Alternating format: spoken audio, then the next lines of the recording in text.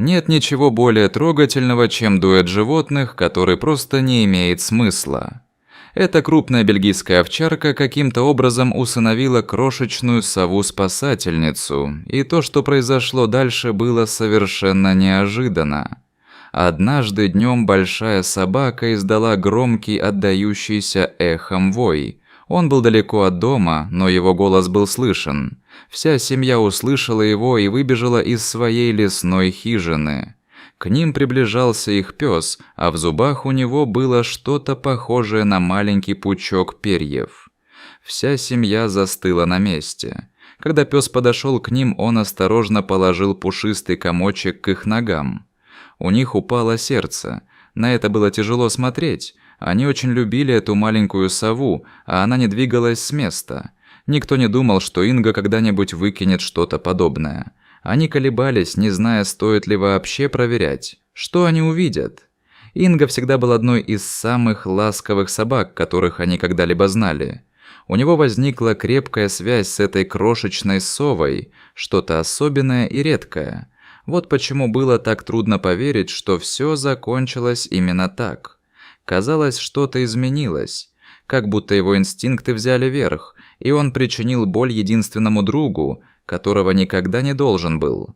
От такого крупного пса, как Инга, не ожидаешь мягкости. Он выглядел крепким, огромным, сосредоточенным и невероятно умным. На самом деле Инга происходил из длинной линии дрессированных служебных собак.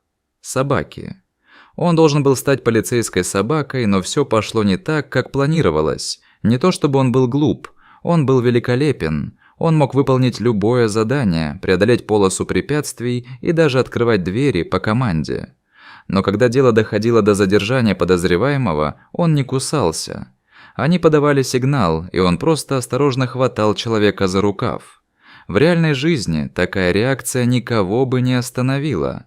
На самом деле это могло подвергнуть Инга опасности.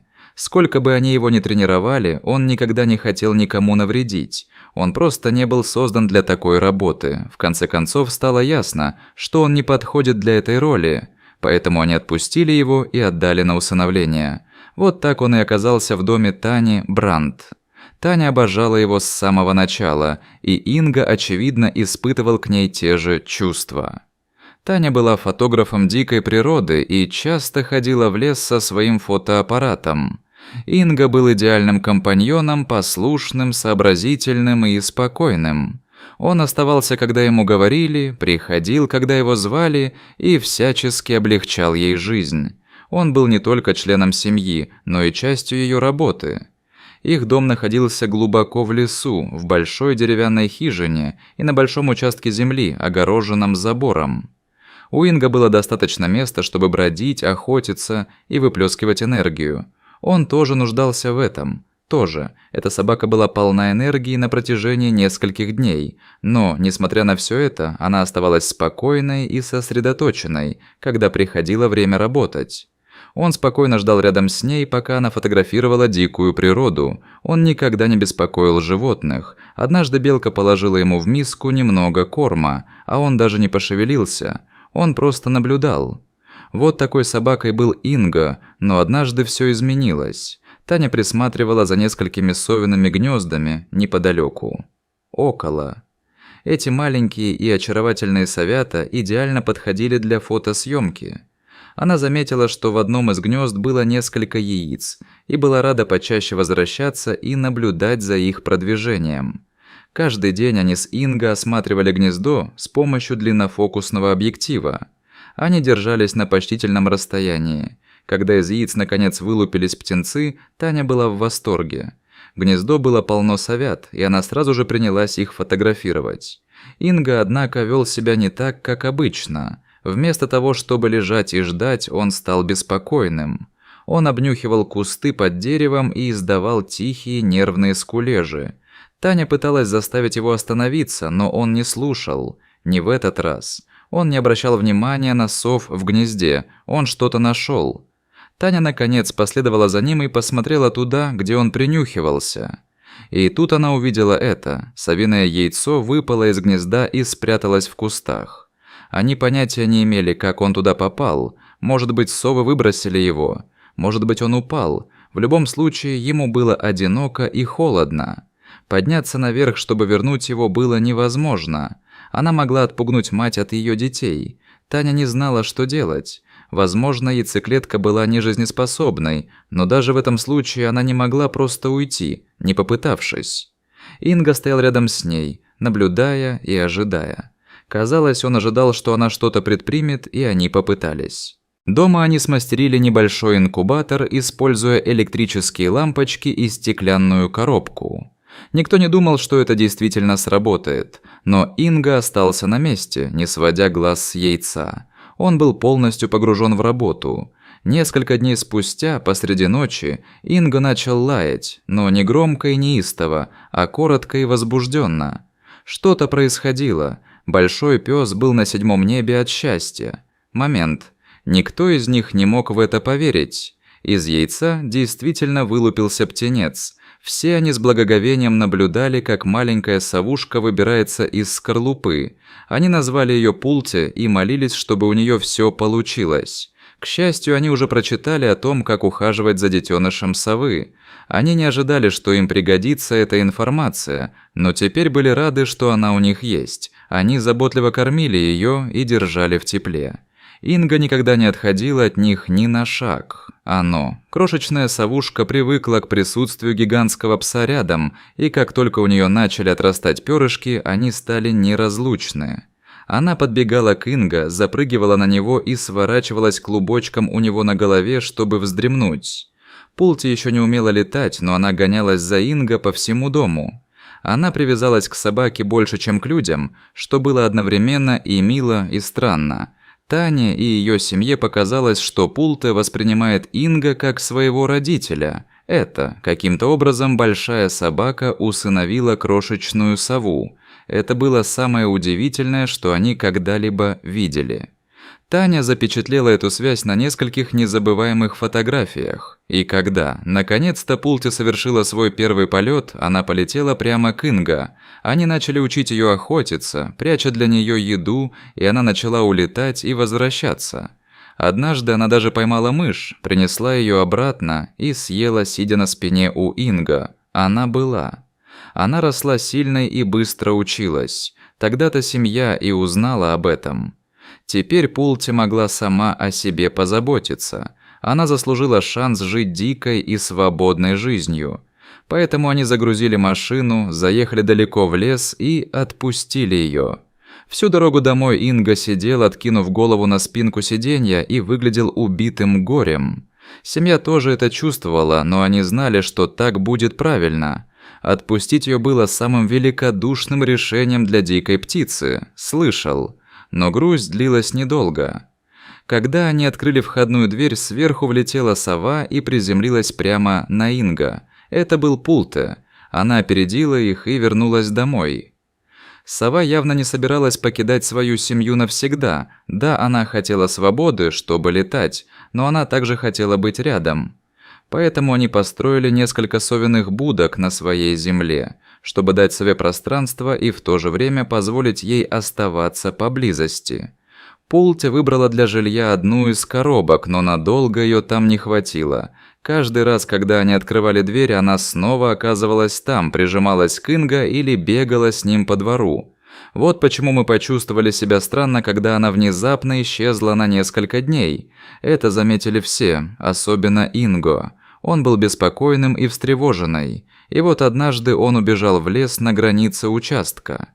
Участок был огорожен забором, но большой, так что ему было где побегать. Они услышали, как его вой эхом отразился от деревьев. Он звучал по-другому, как будто ему было больно. Таня и ее семья выбежали на улицу. Не успели они отправиться на поиски, как Инга прибежала обратно, и он был не один. Во рту у него был знакомый комок перьев. Он осторожно положил его к их ногам. Они замерли. Это была Пулте. Но она не двигалась. Шок охватил их всех одновременно. Неужели Инга причинил ей боль? Ее. Никто не хотел в это верить, но зрелище было ужасающим. Затем Инга наклонился и нежно лизнул ее. Пулте пошевелилась. Она была жива. Облегчение было огромным. Они осторожно подняли ее. На ней не было ни следов укусов, ни ран от зубов, ничего, что указывало бы на Инга, но она была ранена. У нее было сломано крыло, и она была больна и слаба. Очевидно, Инга нашел ее в тяжелом состоянии и отнес домой так бережно, как только мог. Он не причинил ей вреда, он спас ее. С самого начала, еще будучи яйцеклеткой, Инга был ее опекуном. Теперь он спас ее еще раз. Они не знали, выкарабкается ли она, но должны были попытаться. Они перевязали ей крыло и попытались покормить, но она не ела. Ей дали специальные тонизирующие средства и безопасные для птиц антибиотики и дали отдохнуть. Они поместили ее в маленькую клетку, чтобы она не могла попытаться взлететь и усугубить свою травму. Инга держался рядом. Он лежал рядом с клеткой, прижавшись к ней головой. Пулти села как можно ближе к нему. Инга нежно лизнул ее и заснул, прижавшись головой к ее голове. На следующее утро она открыла глаза и издала знакомый негромкий звук, такой же, какой издавала, когда хотела есть. Это заставило их сердце забиться сильнее. Она снова была голодна. Это был хороший знак. Ей разрешили погулять в помещении, чтобы дать время прийти в себя. Сначала. Сначала она была еще такой хрупкой, но постепенно становилась сильнее. Она снова начала махать крыльями. Когда пришло время, они ослабили повязку и проверили ее полет. Она смогла это сделать. Вскоре после этого ее снова освободили. Пулти снова была свободна. Они отпустили ее, и она вернулась к совиным ящикам. Но если раньше она была прилипчивой, то теперь почти не покидала их двора. Они до сих пор не знали, что стало причиной ее травмы, но что бы это ни было, это, похоже, сделало ее более осторожной, по крайней мере, в дикой природе. Однако дома она была такой же уверенной в себе, как и всегда. И связь между собакой и совой стала еще крепче. Но все вот-вот должно было измениться снова, на этот раз навсегда. Гигантская бельгийская овчарка приютила эту крошечную сову, и так или иначе история еще не закончилась. После всего, что они пережили, впереди их ждало нечто еще более приятное. Полди действительно поселилась в совятниках. Она чувствовала себя в безопасности и по-прежнему была свободна. И именно в этой безопасности произошло нечто невероятное. Она решила создать собственную семью. Семья была ошеломлена, когда увидела яйца в ее гнезде. Именно так началась вся эта история. Полди появилась в их жизни как яйцо. Теперь она сама несла яйца. Казалось, что все вернулось на круги своя, и без Инга ничего бы этого не случилось. У Полди, ее малышей и даже их детенышей никогда бы не было шанса, если бы не одна умная, нежная собака, которая очень заботилась о них. Теперь у семьи появилась возможность присматривать за ее яйцами, как и раньше. Восторг был нереальный. Когда совята начали летать, первым делом мама привела их домой. Однажды утром Таня вышла на улицу и увидела, что Инга весь покрыт совами.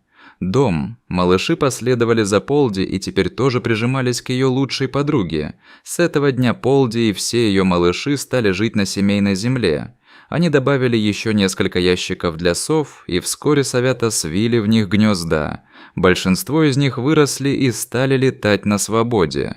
Они доверяли семье, но ни одна из них не была привязана к ней так, как Полди.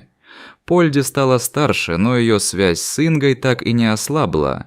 Даже когда она умерла, любовь Инго к совам не угасла. Одна из внучек Полди, маленькая совушка по имени Блич, была больна и слаба. У нее были проблемы с полетом, и ее вытолкнули из гнезда. Таня заметила ее, и, как и в случае с Полди, они с Инго пришли, чтобы позаботиться о ней. Отбеливатель нельзя было выпустить, но у нее был дом с семьей. Они построили специальную коробку для совы как раз на нужной высоте, и она жила так свободно, как только могла. Мертвой. Она даже нашла себе пару и отложила яйца. К сожалению, большинство яиц так и не вылупились. Блич отложила в общей сложности 17 яиц, но вылупилось только одно из ее самой последней кладки.